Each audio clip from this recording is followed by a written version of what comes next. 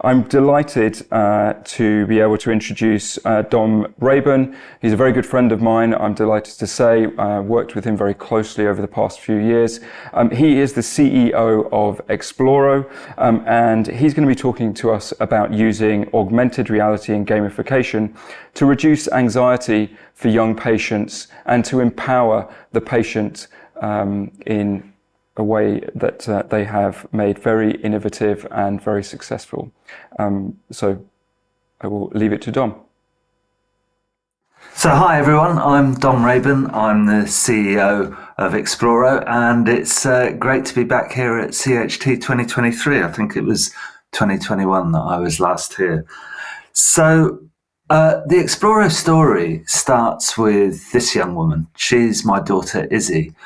And back in 2011, she was diagnosed with Ewing sarcoma when she was just 13 years old. Thankfully, she's now 11 years cancer-free. But when she was ill, nobody told her what to expect, and that left her feeling scared, anxious, and alone. She was resistant to treatments because their purpose wasn't explained to her. And she was scared of healthcare environments because she didn't know what they would be like. And the long-lasting effect of this is that now she's reluctant to engage with health services. But this experience isn't unique to Izzy.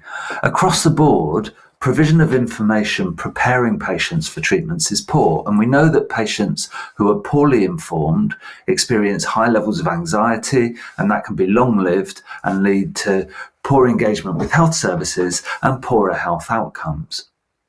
But lack of information doesn't just impact the child's mental health. When patients aren't emotionally prepared, this can result in procedures having to be repeated, longer appointment times, greater need for pre-procedural sedation, reduced adherence to medicine regimes, and an increase in missed appointments, all of which considerably increases the cost burden on health services. So to put that problem in context, let's look at just one procedure, MRI scans. So a whopping 91% of patients, and that's all patients, not just paediatric patients, report feeling extremely anxious when having an MRI. And around 20% move because they're not prepared for what's about to happen, so the procedure has to be repeated. An American study in 2015 estimated that the cost of those repeat procedures was around $115,000 per scanner per year. And that's why many children are given sedation to keep them still, but that costs roughly 3 times as much as scanning an unsedated child. And some children are so anxious about the procedure that they're given a general anaesthetic, which costs a massive 10 times as much as scanning an unsedated child. So that's why we created Exploro, a patient engagement platform that uses augmented reality, an avatar conversational agent, and a set of games to help young patients feel engaged, empowered, and informed whilst having fun at the same time. Think of it as Pokemon Go meets The Sims. So this is Exploro. It doesn't require any special hardware. Firstly, the child creates and customizes an avatar, which then becomes their guide through their healthcare journey. Their guide is always with them, and they can use augmented reality to see their guide in the real world. The guide introduces the child to healthcare environments and procedures using 3D augmented reality interactive models, and a set of games allows the child to learn about basic medical concepts, and many of these are multiplayer, allowing the patient to form new bonds with others and keep in touch with friends at home. A calendar and mood diary allows the child to take control of their day and record how they feel about events, allowing clinicians to monitor mood changes over time. The guide can also answer any questions the child might have, and to do this, we've built our own chatbot that uniquely uses synthetic phonics to understand the ways in which children misspell words. And the child's progress can also be remotely monitored by gathering feedback through structured questionnaires. The responses can be sent directly to the medical record, but more importantly, from the child's perspective, every time they respond to a questionnaire, they're rewarded with a dance animation that they can apply to their avatar. So a few key points to make. Our target age range is 6 to 14-year-olds. However, anecdotally, we've had very positive feedback from both younger children and older teenagers. We managed to appeal to such a wide age range by using a similar approach to the one that Nintendo use, by using a language style that's neither patronising to older children or difficult to understand by younger children. And in the future, we plan to adapt the platform so that it meets the needs of both older and younger users. And we actually have a discovery project taking place in Birmingham right now, where we're engaging with adolescent and young adults to understand what changes we need to make to Exploro for it to be appropriate for their use. We use a human-centered design approach in everything we do, and we've involved patients, parents, and physicians at every stage of development. And that human-centered design approach also includes walking in the shoes of our users. And in this slide, you can see one of our development team having a radiation therapy mask fitted so that he can better understand the thoughts and feelings that the child experiences. Our human-centered design approach led to the formation of our expert advisory board. Our board's made up of the most amazing experts. They're a diverse group of a dozen or so kids aged 6 to 16, and they have a wide range of healthcare experiences, from lifelong treatment to never having been inside a hospital. And that ensures that we capture the needs of children at every stage of the healthcare journey. DE&I is central to our product design approach. One of our expert advisors actually has an autism diagnosis, and his input has helped us think about how we include information that will help neurodiverse children prepare for unfamiliar environments and experiences, including making sure that we describe the colours, the sounds, the smells that they will encounter. And we make no assumptions about our users, so when a child first customizes their avatar, it carries no gender or racial alignment. And in the avatar customizer, they can uniquely select a wheelchair, and they'll soon be able to select prosthetic limbs.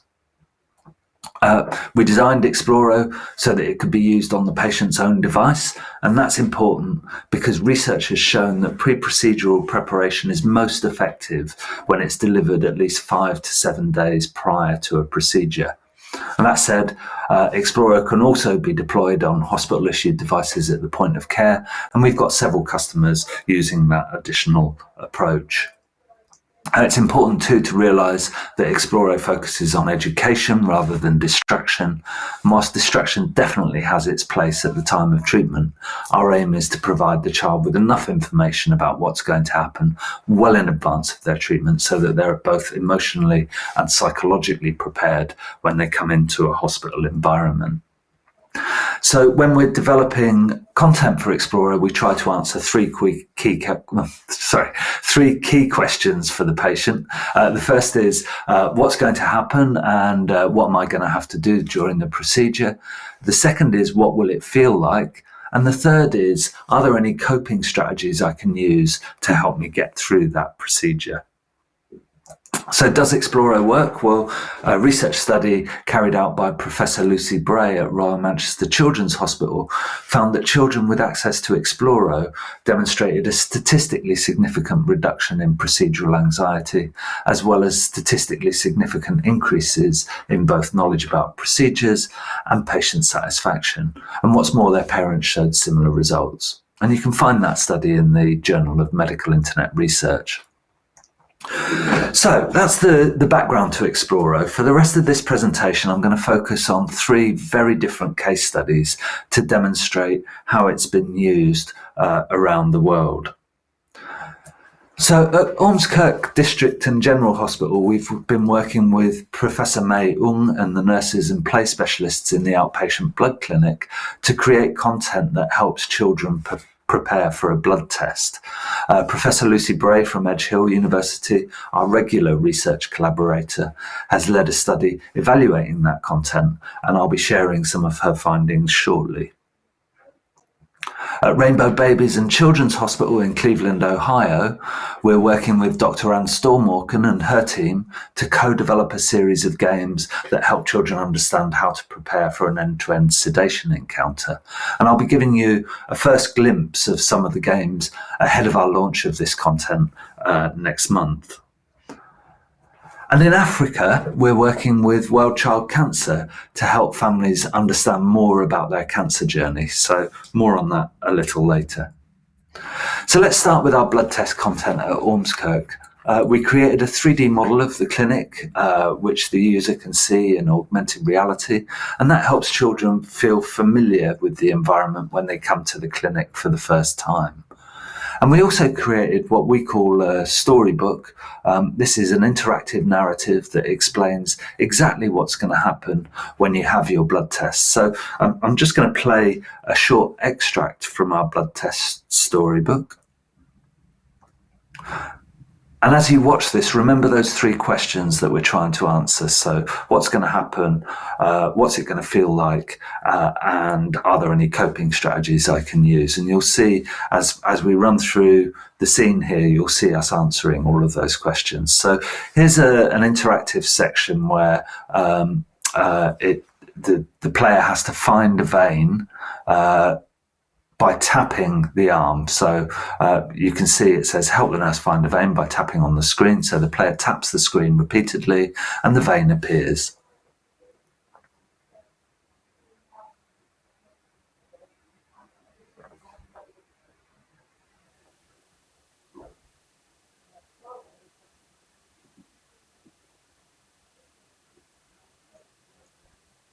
Now the interactive is just talking through exactly what's going to happen. It's telling the user what it feels like. It feels cold and wet. And it's saying that it's important that you're relaxed before you have the blood test. So it's now going to encourage the player to do some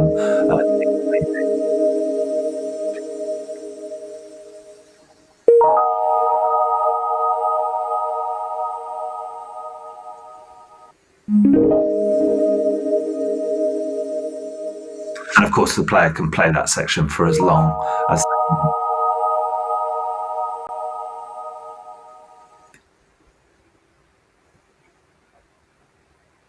Now we're going to go back to the scene.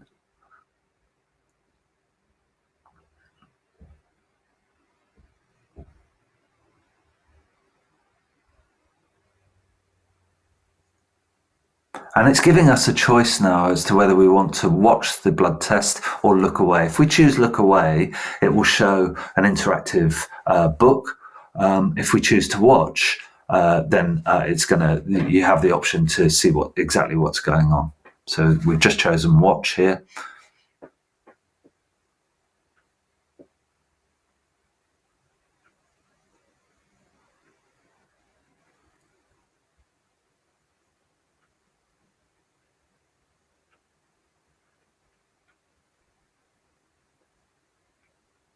It's just talking the player through exactly what's happening with the blood.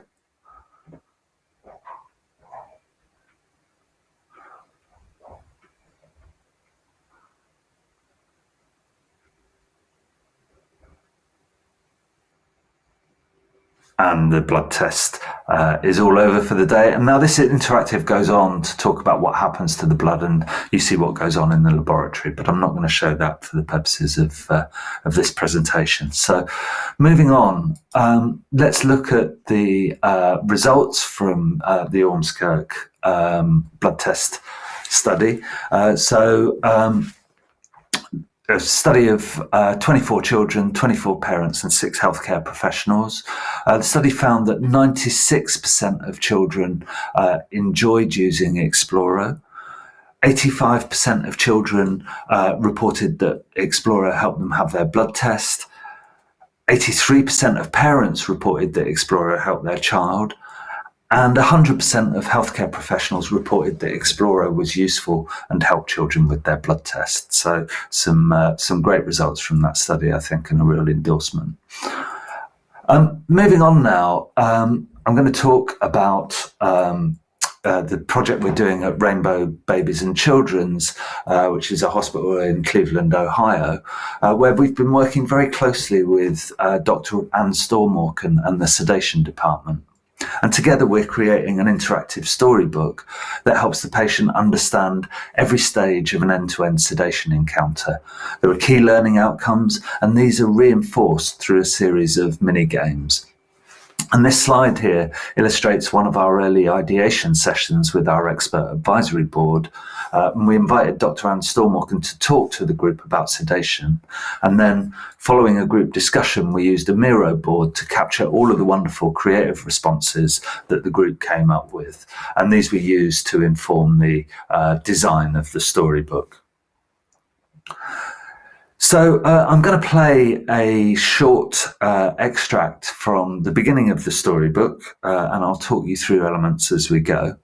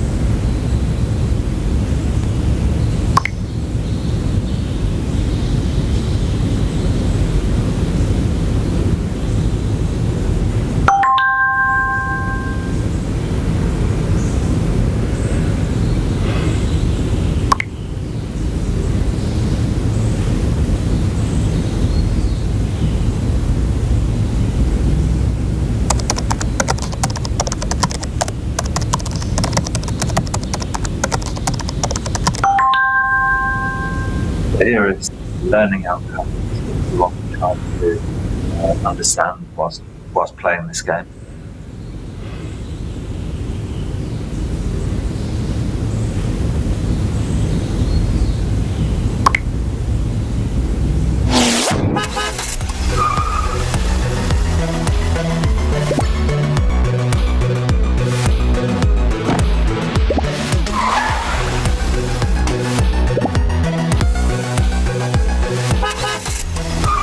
Now we're into a game. The object here is to get to the hospital on time and avoid all the tempting snacks.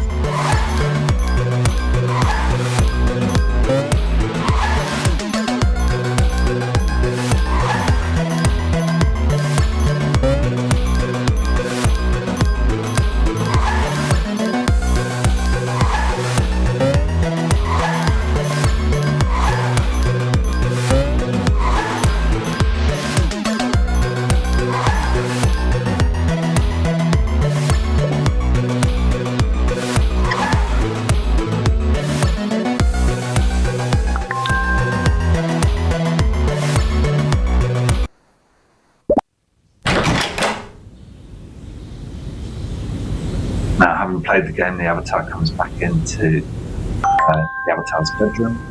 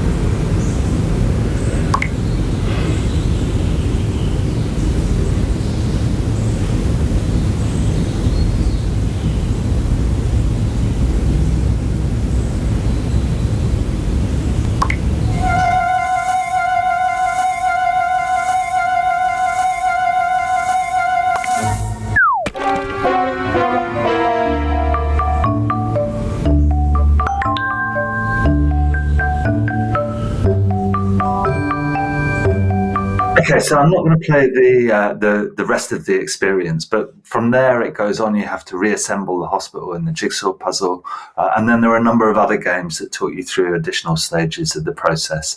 And that game, as I say, is going to be released at the end of this year. So for our final case study, I'd like to talk about the work we're doing with World Child Cancer in Africa. We've been working with the charity for a couple of years now, and it's one of the most rewarding aspects of the work we do at Exploro. We give World Child Cancer unlimited licenses for use in low and middle income countries, and so far we've deployed Exploro in hospitals in Ghana, Malawi and Cameroon, with several more countries in the pipeline. Wherever we deploy Exploro, it's incredibly important that the content is culturally appropriate. So here's an example of how we listen to children in Ghana to make sure that Exploro worked for them. When you first create your avatar in Exploro, you give it a funny name, so usually a combination of a reasonably sensible first name followed by a funny second name. And an example of that might be something like Charlie Chicken Legs or Julie Twitchy Face. So what we did in Ghana was we worked with a group of Ghanaian children and asked them to come up with a list of funny Akan names. And I'm not sure what Kontiba means, but all of the names the children came up with were double checked by the Ghanaian medical team. So I'm pretty sure there's nothing too rude in our Ghanaian name pack. And when we deploy to any new hospital, we usually create 3D interactive models of the hospital interior. And this helps children familiarise themselves with the environment before they come to hospital. And in Malawi, we created this model of their oncology ward. So I'm just going to show you a little movie of the model. I'm going to tap. If you see the red balloon up there, top right, I'm going to tap the red balloon, which activates my camera. And now I can see that model in augmented reality. So I'll just wait for the balloon to appear and turn green. I tap the green balloon, and there's the model of the ward sat on my desk there. And I'm navigating around the model by moving my iPad in and out of the view. And I can explore the model at will and look at it in real detail. We often describe Explorer, and I think I did earlier, as a mix between The Sims and Pokemon Go. So any of you that have played The Sims can probably see that reference here. And I'll zoom out of the model now, and there you can see the whole environment on the desk. And this is just a really good way of getting the child to familiarise themselves with that environment before they come into hospital. So finally, I would like to leave you with a message we received from the parent of a 12-year-old boy being treated for osteosarcoma. I'm not going to read it all out, but there's one section which I think really powerfully illustrates the tremendous potential of Exploro and our gamified approach. It reads, the very next day, in his 4th round of chemo, he shared with his nurse that he finally gets what this medicine is doing to his body, thanks to a game he played on the app the night before. It was amazing. He was encouraged, and for the first time in months, there was a lightness about him. Thank you.